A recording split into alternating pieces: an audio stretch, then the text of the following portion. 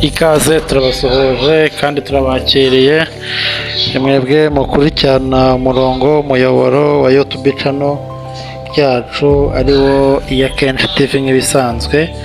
Rero uyu munsi dufite gahunda yo kubabwira ibijyanye no mu mategeko y'umuhanda. Ese igazeti ivuga iki mu gutwara ibinyabiziga, cyangwa se ivuga iki ku myaka igenewe abatwara ibinyabiziga cyangwa se abayobozi b'ibinyabiziga. Ubu rero muri aka kanya nibyo ndi kureba kugira ngo nze tubiganire. Murabona ko dufite ibintu byinshi byo kuganiraho cyangwa se kuzabereka nkabasobanurira, birahari byinshi. Icyo usabwa ni ukuguma ku murongo wacu ku rubuga rwacu, cyangwa se ubaye utariyandikishije cyangwa se utarakoze subscribe wabikora kugira ngo tuzagumane kandi mujye mubona ibyo mbagezaho. Rero n'abatindeye nibyo ndi kureba biri hehera biri hehe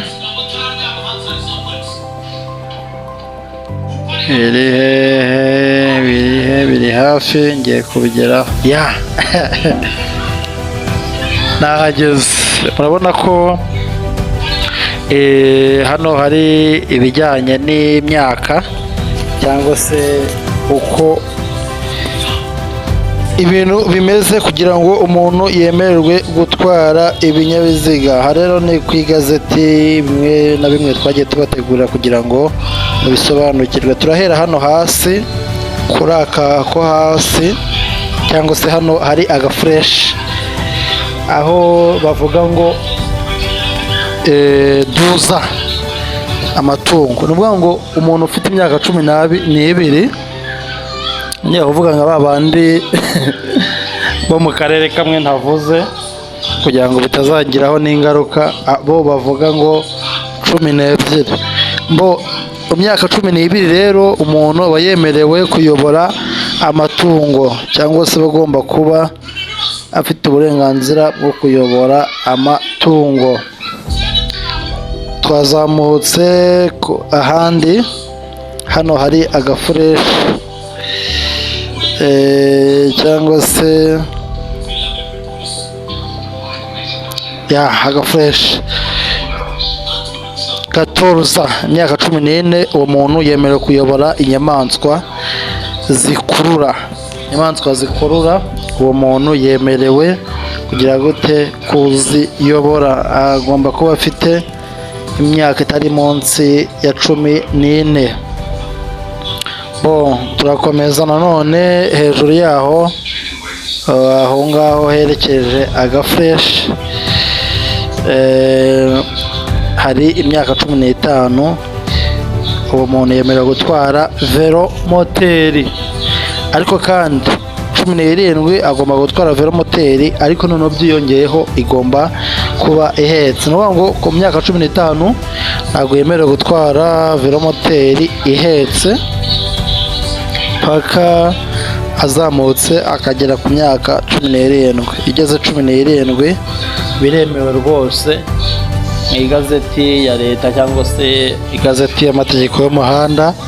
Biremewe ko umuntu ufite imyaka 17 nta kibazo yemerewe gutwara velomoteri ahetse n'umuntu. Tuzamutseho gato rero,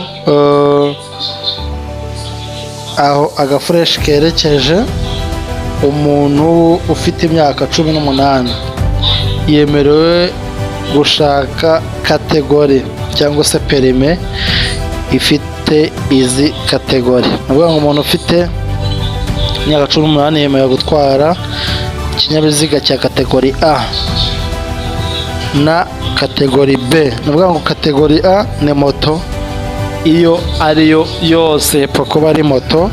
Uyu muntu yemerewe gushaka perime yayo, hanyuma yayibona, uru ruhushya yaba rubonye ruriho kategori A, akemererwa gutwara moto. Rero noneho indi kategori umuntu ufite imyaka 18 yemerewe ni kategori B, aho atwara imodoka imodoka ntoya itarengeje imyanya ingahe?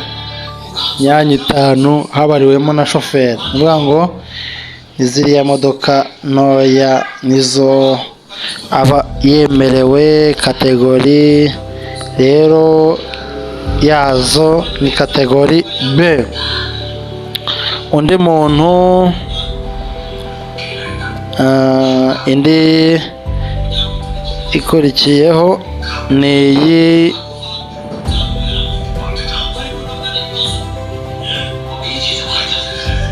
fureshi yerekejeho uyu muntu agomba kuba afite imyaka 20 ndetse inarenga kuzamuka kugera ku myaka iri hejuru. Niyo yaba afite imyaka 100, uyu muntu yemerewe gushaka kategori C, D, E ndetse na F. Kategori C nk'ibisanzwe abatayizi ni ziriya kamyo cyangwa se izino bakunze kwita hoho cyangwa se zino twita fuso. Izi ngizi rero kategori C, umuntu afite imyaka 20 kuzamuka yemerewe kuyishaka kategori C. Hanyuma indi yemerewe gushaka kategori D.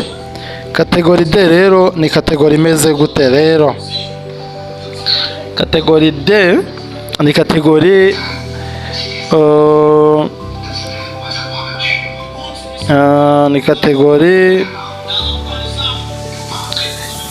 imeze gutya.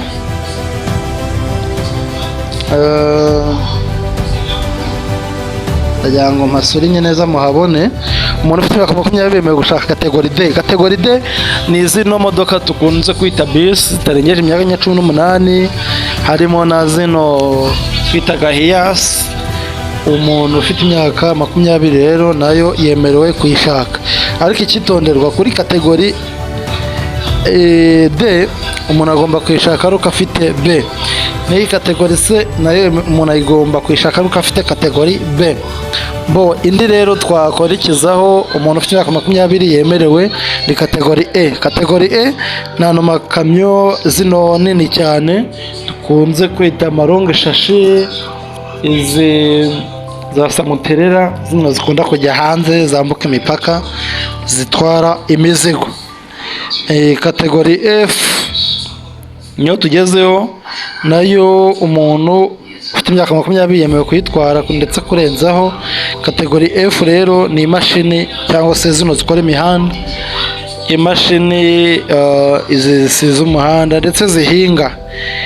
Uyu muntu rero ufite imyaka 20 nayo yemerewe kuyitwara. Iyi kategori rero kondisiyo yayo iroroshye, ari n'umuntu ufite provizwari yemerewe kuyishaka.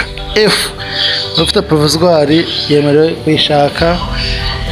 Ndetse indi kategori bihuje ni A ndetse na B, aho umuntu ayishaka. Izo ngizo ebyiri azishaka afite 18, ariko F yo nubwo umuntu ufite provizwari yemerewe kuyishaka agomba kuba arengeje imyaka 20. Murakoze rero, ndumva musobanukiwe. Ufite ikibazo cyangwa se icyo yatwunganira yakwandika muri komenti kugira ngo tumenye uko mwabyumvishije ndetse muduhe n'ibitekerezo. Video zacu nakagaruka, turabakunda. Ciao ciao. No channel yacu ya Iyakenje TV mujye muyisura kenshi, tugiye kujya tubagezaho ibintu byinshi bijyanye n'ibinyabiziga ndetse n'amategeko y'umuhanda. Murakoze, Imana ibarinde.